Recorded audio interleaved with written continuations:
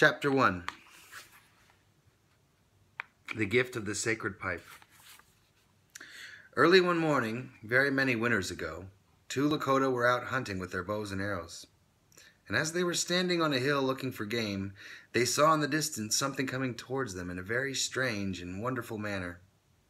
When this mysterious thing came nearer to them, they saw that it was a very beautiful woman, dressed in white buckskin and bearing a bundle on her back. Now this woman was so good to look at that one of the Lakota had bad intentions and told his friend of his desire. But his good friend said that he must not have such thoughts, for surely this was a Wakan woman. The mysterious person was now very close to the men, and then putting down her bundle, she asked the one with the bad intentions to come over to her. As the young man approached the mysterious woman, they were both covered by a great cloud. And soon, when it lifted, the sacred woman was standing there, and at her feet was the man with the bad thoughts, who was now nothing but bones, and terrible snakes were eating him. "Behold what you see," the strange woman said to the good man. "I am coming to your people, and wish to talk with your chief, Hihlo Kecha Najin, Standing Hollow Horn. Return to him and tell him to prepare a large teepee in which he should gather all his people and make ready for my coming. I wish to tell you something of great importance." The young man then returned to the teepee of his chief and told him all that had happened, that this Wakan woman was coming to visit them and that they must all prepare. The chief, Standing Hollow Horn, then had several teepees taken down, and from them a great lodge was made as the sacred woman had instructed. He sent out a crier to tell the people to put on their best buckskin clothes and to gather immediately in the lodge. The people were, of course, all very excited as they waited in the great lodge for the coming of the holy woman, and everybody was wondering where the mysterious woman came from and what it was that she wished to say. Soon the young men who were watching for the coming of the Wakan person announced that they saw something in the distance approaching them in a beautiful manner, and then suddenly she entered the lodge, walked around sunwise, and stood in front of Standing Hollow Horn. She took from her back the bundle, and holding it with both hands in front of the chief, said, "Behold this, and always love it. It is Lila Wakan, very sacred, and you must treat it as such. No impure man should ever be allowed to see it, for within the bundle there is a sacred pipe. With this you will, during the winters to come, send your voices to Wakantanka, your father and grandfather." After the mysterious woman said this, she took from the bundle a pipe, and also a small round stone which she placed upon the ground. Holding the pipe up with its stem to the heavens, she said, "With this sacred pipe you will walk upon the earth, for the earth is your grandmother and mother, and she is sacred.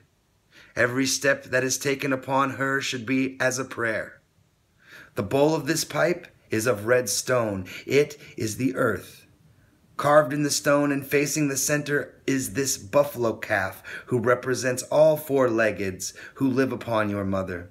The stem of the pipe is of wood, and this represents all that grows upon the earth. And these 12 feathers which hang here, where the stem fits into the bowl, are from the Wambly Galeshka, the spotted eagle, and they represent the eagle and all the wingeds of the air. All these peoples and all the things of the universe are joined to you who smoke the pipe. All send their voices to Wakantanka, the Great Spirit. When you pray with this pipe, you pray for and with everything." The Wakan woman then touched the foot of the pipe to the round stone which lay upon the ground and said, "With this pipe you will be bound to all your relatives, your grandfather, your father, your grandmother and mother. This round clock, which is made of the same red stone as the bowl of the pipe, your father Wakantanka has also given to you. It is the earth, your grandmother and mother, and it is where you will live and increase. The earth which he has given you is red, and the two-leggeds who live upon the earth are red, and the Great Spirit has also given to you a red day and a red road. All of this is sacred, and so do not forget. Every dawn as it comes is a holy event, and every day is holy, for the light comes from your father, Wakantanka. And also you must always remember that the two-leggeds and all the other peoples who stand upon the earth are sacred and should be treated as such. From this time on, the holy pipe will stand upon the red earth, and the two-leggeds will take the pipe and will send their voices to the Wakantaka. These 7 circles which you see on the stone have much meaning, for they represent the 7 rites in which the pipe will be used. The first large circle represents the first rite which I shall give to you, and the other 6 circles represent the rites which will in time be revealed to you directly. Standing Hollow Horn, be good to these gifts and to your people, for they are Wakan. With this pipe the two-leggeds will increase, and there will come to them all that is good. And from Wakantanka has given to you this sacred pipe, so that through it you may have knowledge. For this great gift should always be grateful. For this great gift you should always be grateful. But now, before I leave, I wish to give to you instructions for the first rite in which your people use this pipe. It should be for you a sacred day when one of your people dies. You must then keep his soul.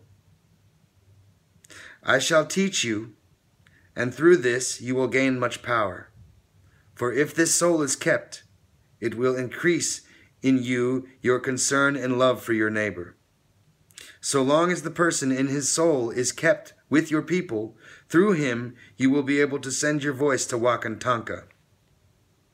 It should also be a sacred day when a soul is released and returns to its home, Wakantanka, for on this day 4 women will be made holy, and they will in time bear children who will walk the path of life in a sacred manner, setting an example to you people. Behold me, for it is I that they will take in their mouths, and it is through this that they will become Wakan. He who keeps the soul of a person must be a good and pure man, and he should use the pipe so that all the people with the soul will together send their voices to Wakantanka. The fruit of your Mother Earth and the fruit of all that bears will be blessed in this manner, and your people will then walk the path of life in a sacred way. Do not forget that Wakantanka has given you 7 days in which to send your voices to him. So long as you remember this, you will live. The rest you will know from Wakantanka directly. The sacred woman then started to leave the lodge, but turning again to Standing Hollow Horn, she said, Behold this pipe. Always remember how sacred it is and treat it as such, for it will take you to the end. Remember, in me there are 4 ages. I am leaving now, but I shall look back upon your people in every age, and at the end I shall return.